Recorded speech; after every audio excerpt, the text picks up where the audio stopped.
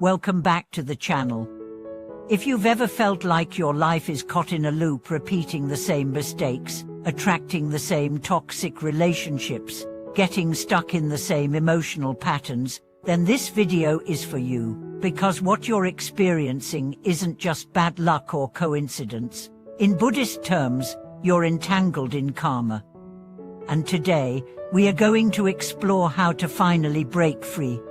Karma isn't punishment.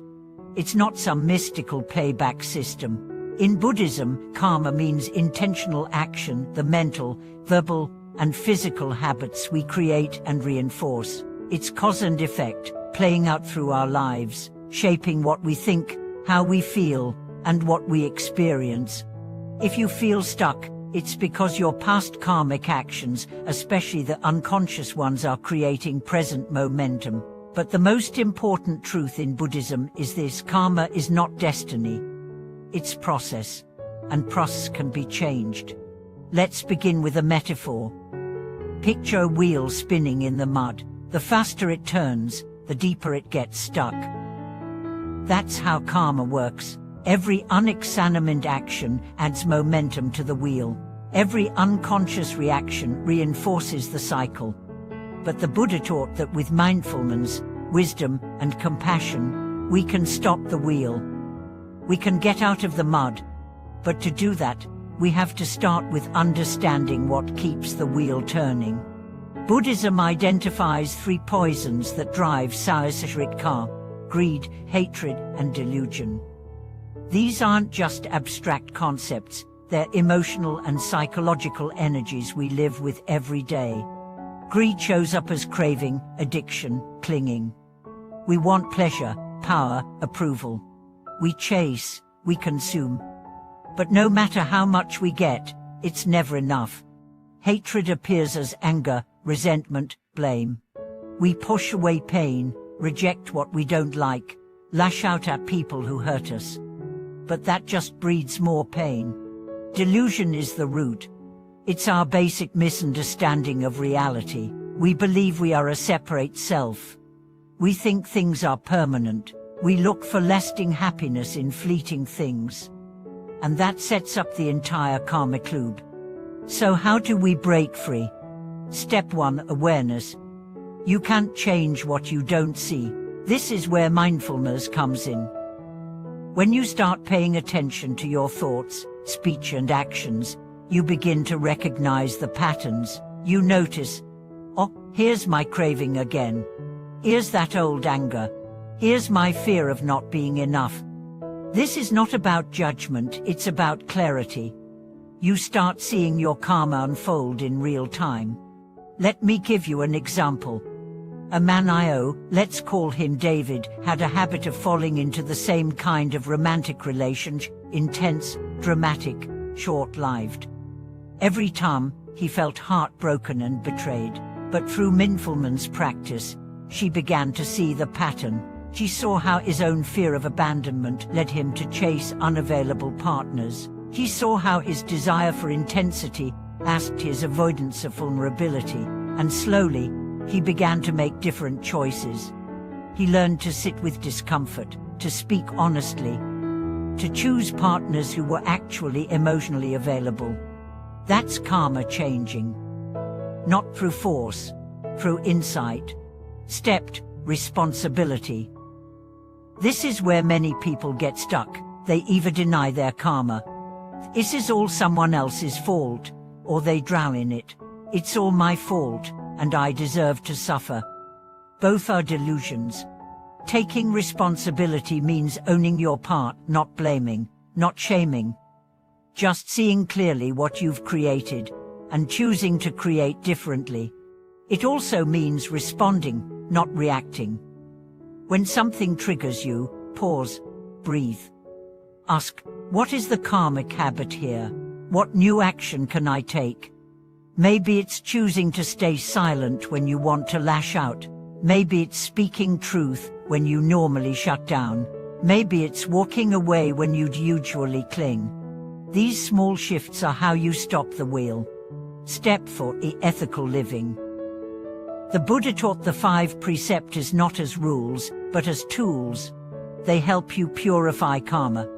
Refraining from killing, stealing, sexual misconduct, false speech, and intoxication isn't about morality, it's about clearing the mind.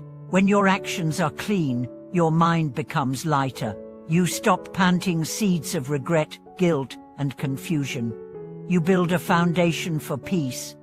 Step 4. Compassion. Especially for yourself.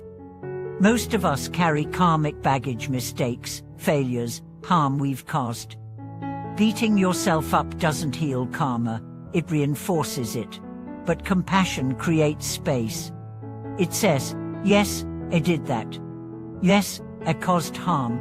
And I'm choosing now to do better.